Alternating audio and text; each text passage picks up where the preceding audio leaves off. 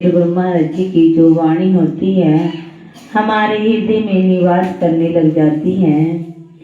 उससे जो हमारे अंदर एक अंधकार होता है, मैले कुचैले हमारे जो अंतरात्मा होती है उसे प्रभु शुद्ध कर देते हैं और धीरे धीरे सेवा सिमरन करते हुए श्री गुरु महाराज जी का एक निवास स्थान बन जाता है। तो श्री गुरु महाराज जी खुद ही हर जीव के अंदर विराजमान होकर जीव को प्रत्यक्ष दिखाई देने लग जाते हैं और जीव के विचार शुद्ध होने लग जाते हैं। धीरे धीरे जीव श्री गुरु महाराज जी की ओर बढ़ता चला जाता है।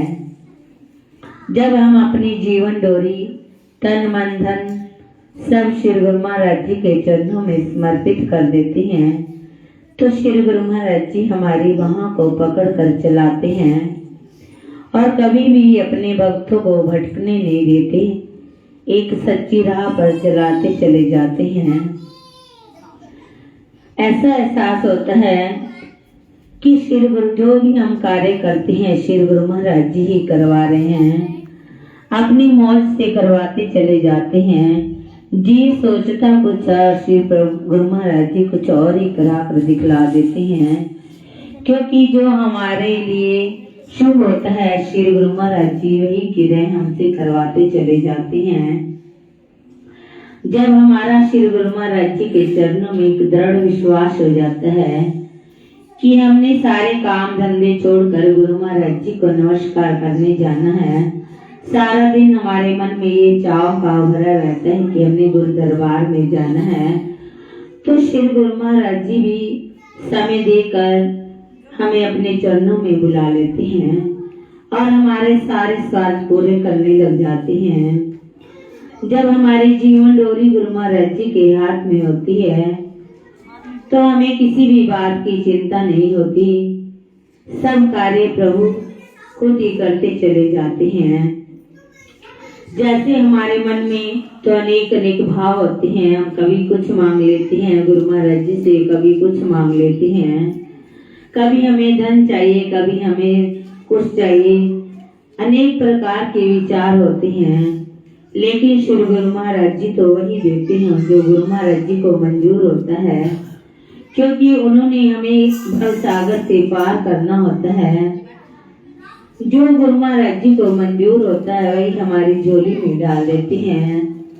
एक बार कोई भक्त श्री गुरु मंदिर में नित्य प्रति दर्शन करने के लिए जाते थे देवी के मंदिर में। जैसे वह एक नियम के बंधे हुए थे, चाहे आंधी आती, चाहे तूफान आता, चाहे कुछ भी हो जाता, लेकिन उन्होंने श्री देवी माता के दर्शन करने के लिए नित्य प्रति जाते थे। तो एक दिन माता बड़ी प्रसन्न हो जाती है, सोचती है कि आप बड़ी मुश्किल से चल कर आते हो गुरु दरबार में, आपका कितना दृढ़ विश्वास है, मैं आपसे बड़ी प्रसन्न हूँ, आप जो कुछ मांगना चाहते हो मांग लो। जीव के मन में तो कई भाव होते हैं, लेकिन जब हमारे मन में एक दृढ़ता हो जाती है तो हमारे जो विचार होते हैं वह भी दृढ़ हो जाते हैं। हमारे मन से जल्दी आवाज नहीं निकलती कि हमें ये चाहिए, क्योंकि श्री गुरु महाराज जी भी हर समय कृपा बरसाने वाले होते हैं। तो यह वक्त कहने लगा कि मैं आज तो नहीं कुछ मांगता, मैं तो सोच कर आऊंगा, आपसे कल वरदान मांग लूंगा। तो माता प्रसन्न होकर कहती है ठीक है बेटा, ऐसे कर लेना। जब वह घर जाता है तो अपनी माता के पास बैठ जाता है और अपनी माता से प्रार्थना करता है कि आज देवी माता बड़ी प्रसन्न हो गई थी, कोई वरदान मांगने के लिए कह रही थी। तो उसकी माता झट से कह देती है बेटा, इसमें सोचने वाली क्या बात थी, हम इतने गरीब हैं, हमारे पास धन दौलत नहीं है, आप धन दौलत मांग लेते। तो कहते हैं नहीं माता, मैंने तो कुछ और ही सोचा था, भी सोचा आपसे विचार कर लेता हूँ।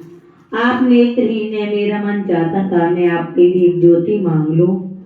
तो उसकी माता कहने लगी बेटा, मैं तो अब वृद्ध हो गई हूँ, कोई बात नहीं, मेरा जीवन तो बीत गया, आप धन दौलत मांग लेते और मैं भी देख लेती आपके सब महल को। कहते हैं नहीं भैया। तो वह रात को अपनी धर्म पत्नी से विचार करते हैं। तो उसकी धर्म पत्नी कहती है कि देखो हमारे पास कितना अरसा बीत गया, हमारे पास कोई संतान नहीं है, आप संतान मांग लेते। तो उन्होंने कहा ठीक है। अब उनके मन में एक द्विधा हो जाती है, मुझे क्या मांगना चाहिए क्या नहीं मांगना चाहिए। वे अपने मित्र के पास चले जाते हैं। मित्र से जाकर कहते हैं कि देवी माता ने आज मुझे वरदान देना है, उन्होंने मुझे कुछ मांगने के लिए कहा है, लेकिन मेरी माता चाहती है मैं धन मांग लूं, पत्नी चाहती है संतान मांग लूं। अब समझ में नहीं आता कि मुझे क्या मांगना चाहिए।